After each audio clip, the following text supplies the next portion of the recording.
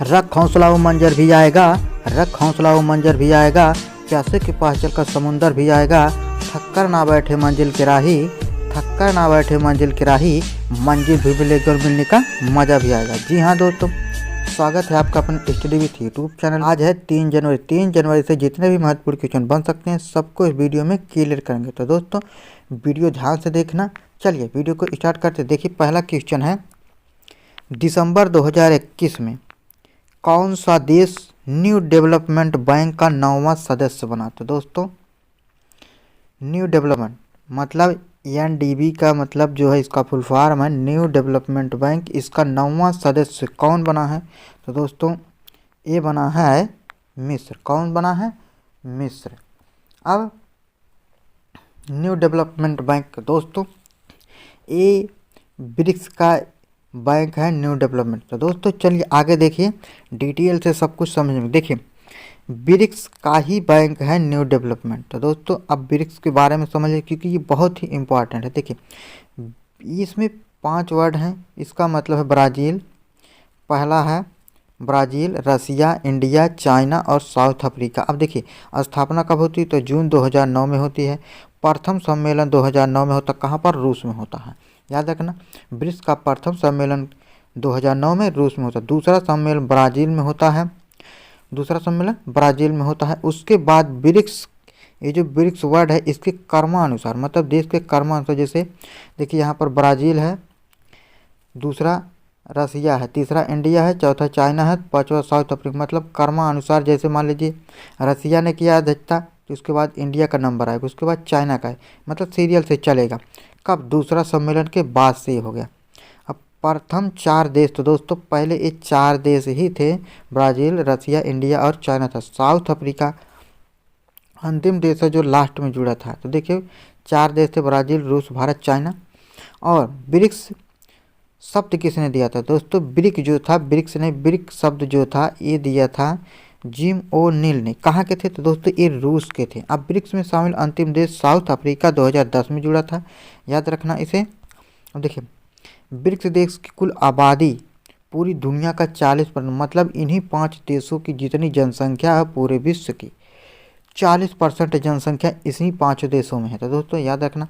अब देखिए चौथे शिखर सम्मेलन भारत ने एनडीबी मतलब न्यू डेवलपमेंट बनाने का सुझाव दिया था। दोस्तों प्रथम बार प्रधानमंत्री ने न्यू डेवलपमेंट बैंक का नाम दिया था और फिर जाके स्थापना हुई कब? 15 जुलाई 2014 में इसकी स्थापना हुई न्यू डेवलपमेंट बैंक की। कहाँ पर? फोर्टालेज़ा ब्राज़ील में। और इसका मुख्यालय कहाँ है? तो दोस्तों शंघाई चाइना में है। और भारत की हिस्सेदारी न्यू डेवलपमेंट बैंक में कितने है? तो 17% है, याद रखना। और इसका तो फुल फॉर्म है ही न्यू डेवलपमेंट बैंक। अब देखिए यहाँ पर देखिए ब्राज़ील, ब्राज़ील के प्रेसिडेंट कौन है दोस्तों? जेयर बोल्सोनारो हैं। और उसके बाद रसिया के व्लादिमीर पुतिन हैं। और इंडिया के प्रधानमंत्री नरेंद्र मोदी हैं।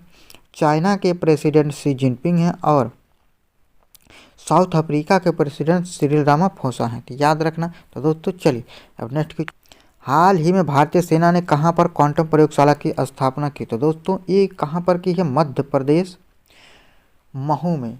महू बाबा साहब की जन्मस्थली है। तो दोस्तों महू में डॉक्टर भीमराव अंबेडकर साहब का जन्म हुआ था।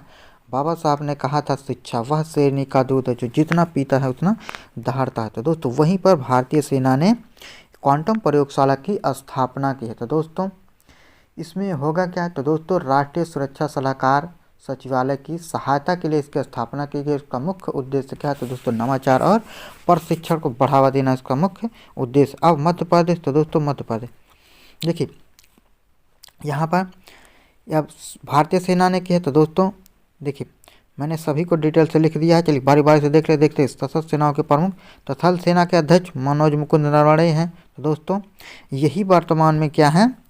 हमारे सीडीएस भी हैं, मतलब चीफ ऑफ डिफेंस स्टाफ ही मनोज मुकुंद नरवणे हैं, याद रखना। ये दूसरे नंबर के हैं। वायुसेना अध्यक्ष वीआर चौधरी हैं।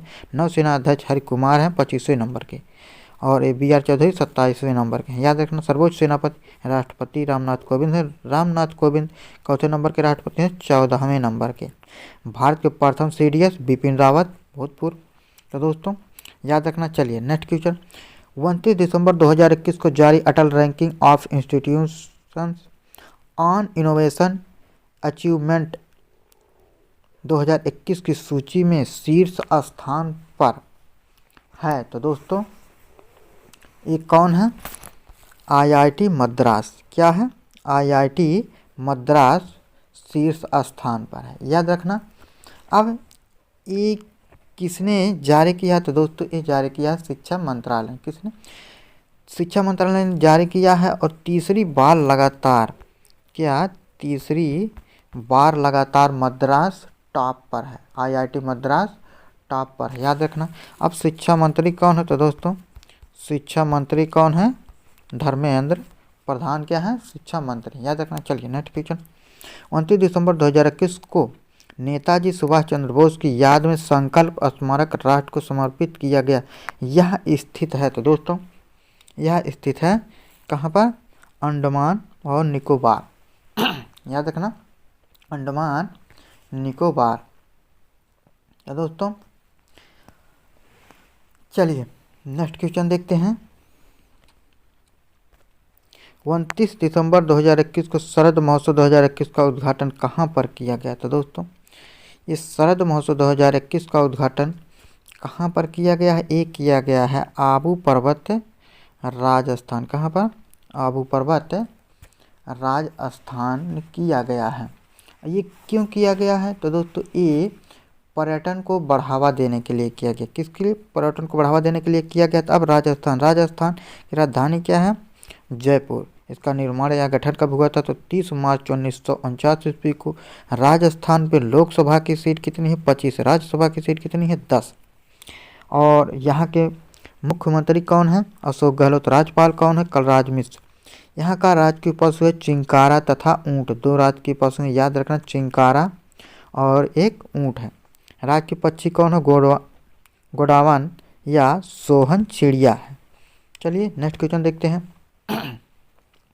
उत्तर प्रदेश ने झांसी रेलवे स्टेशन का नाम बदलकर निम्न में से क्या रखने की घोषणा की? तो दोस्तों क्या रखने की घोषणा की है? झांसी रेलवे स्टेशन का नाम। तो दोस्तों ये क्या रखा जाएगा? वीरांगना लक्ष्मीबाई रेलवे स्टेशन रखे जाने की घोषणा की। तो दोस्तों अब इनका ये जो रानी लक्ष्मीबाई हैं झांसी की रानी, इनका जन्म कहाँ? तो दोस्तों इनका जन्म उत्तर प्रदेश की वाराणसी में हुआ था। कहाँ हुआ था? वाराणसी में हुआ था। और इनका बचपन का नाम क्या था? मणिकर्णिका था। क्या? मणिकर्णिका इनका बचपन का नाम था। झांसी में इनकी मतलब झांसी में इनकी शादी गंगाधर राव से होती है। तो दोस्तों और झांसी में ही गोद निषेध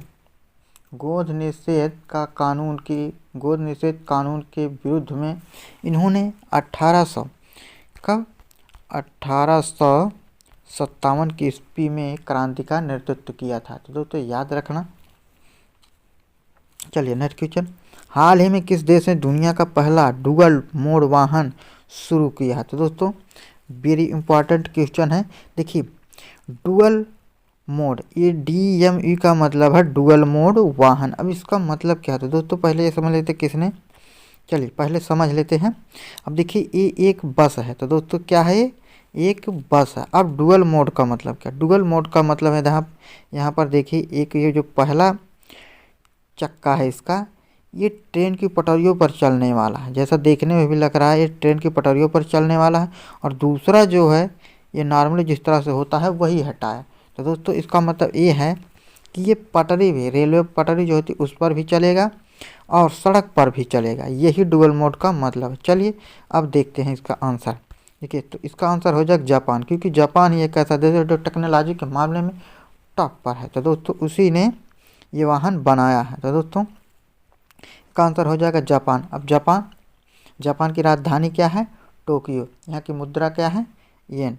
तो दोस्तों अब चलिए नेक्स्ट क्वेश्चन देखते हैं। हाल ही में किसे वर्ष 2021 के लिए राष्ट्रीय नस्ल संरक्षण पुरस्कार प्रदान किया गया है? तो दोस्तों ये किया गया है अखिल भारतीय समन्वित अनुसंधान परियोजना को। याद रखना, किसे किया गया है? अखिल भारतीय समन्वित अनुसंधान परियोजना को किया गया। अब ये क्यों किया गया है? तो दोस्तों ये क्या है? चिकन की देसी नस्ल की खोज के लिए किया गया। चिकन की देसी नस्ल की खोज के लिए किया गया। अब इसमें होगा क्या? तो दोस्तों इसमें जो एक दिन में, एक वर्ष में क्या है? एक वर्ष है, एक वर्ष में 160 अंडे, 160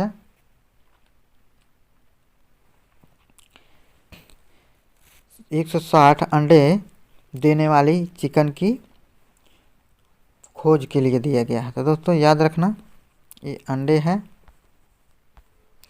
चलिए नेक्स्ट क्वेश्चन। दिसंबर 2021 में बांग्लादेश ने किसे हराकर सैफ अंडर 19 महिला चैंपियनशिप 2021 जीती है? तो दोस्तों ये किसने, अब देखिए किसे हराकर, मतलब बांग्लादेश ने किसे हराकर? तो दोस्तों ये भारत को हराकर महिला वर्ग ने ये खिताब जीता है अंडर 19 का। तो दोस्तों याद रखना, किसने जीता है? बांग्लादेश ने। अब ये बांग्लादेश ने जीता। तो दोस्तों बांग्लादेश जीता है। तो बांग्लादेश की राजधानी क्या है? ढाका। यहाँ की मुद्रा क्या है? टका। यहाँ के प्रेसिडेंट कौन? तो दोस्तों शेख हसीना। क्या है? प्रधानमंत्री कौन है? प्रेसिडेंट है शेख हसीना और प्रधानमंत्री हैं अब्दुल्ला हामिद। और पुरुष वर्ग में, तो दोस्तों पुरुष वर्ग में किसने जीता है? मेल वर्ग में विजेता भारत है और उपविजेता नेपाल है। याद रखना, महिला वर्ग में तो बांग्लादेश ने जीता है, लेकिन पुरुष वर्ग में भारत ने जीता है नेपाल को हराकर। चलिए नेक्स्ट क्वेश्चन। दिसंबर 2021 में किस राज्य विधानसभा ने भीड़ हिंसा रोकथाम और मॉब लिंचिंग विधेयक 2021 को पारित किया है? तो दोस्तों ये पारित किया है किसने? झारखंड ने। किसने पारित किया है? झारखंड ने पारित किया। दोस्तों मॉब क्या है? मॉब लिंचिंग विधेयक, इसका क्या मतलब है? तो दोस्तों इसका मतलब है भीड़ भाड़ में जो लड़ाई झगड़े होते हैं दोस्तों, इसमें जो पुलिस होती है वो समझ नहीं पाती है कि कौन सा इसमें दोषी है, और उसमें कभी कभी तो दोस्तों बहुत बड़ा कांड हो जाता है। इसीलिए ये मॉब लिंचिंग विधेयक 2021 को पारित किया है किसने? झारखंड ने। और इससे पहले भी 3 राज्यों ने ये विधेयक पारित कर चुका। तो दोस्तों उसमें पहला है मणिपुर, दूसरा है राजस्थान और तीसरा है पश्चिम बंगाल। तो दोस्तों चौथे नंबर पर झारखंड है जिसने ये मॉब लिंचिंग विधेयक पारित किया है। तो दोस्तों अब इसमें होगा क्या? इसमें जो भीड़ में लड़ाई झगड़े या मार करते हुए दोषी पाया जाता है उसको 3 साल की सज़ा, कितने की? 3 साल की सज़ा और 25 लाख रुपए तक का जुर्माना है। तो दोस्तों याद रखना। चलिए अब झारखंड। तो दोस्तों झारखंड की राजधानी क्या है? रांची। इसका निर्माण कब होता है? 15 नवंबर 2000 को। और इसकी लोकसभा की सीटें कितनी? यहाँ पर 14 है। राज्यसभा की सीटें 6 है। मुख्यमंत्री हेमंत सोरेन है। राज्यपाल रमेश बैस है। राज्य की पशु क्या है? भारतीय हाथी है। राज्य की पक्षी क्या? एशियाई कोयल है। याद रखना। चलिए अब देखिए आज का सवाल। तो दोस्तों ये रहा आज की वीडियो में इतना ही। तो दोस्तों वीडियो अच्छा लगा तो वीडियो को जरूर लाइक करना। इसी तरह करंट अफेयर की वीडियो देखने के लिए हमारे चैनल को जरूर सब्सक्राइब करना। तो दोस्तों चलिए आज की वीडियो में बस इतना ही।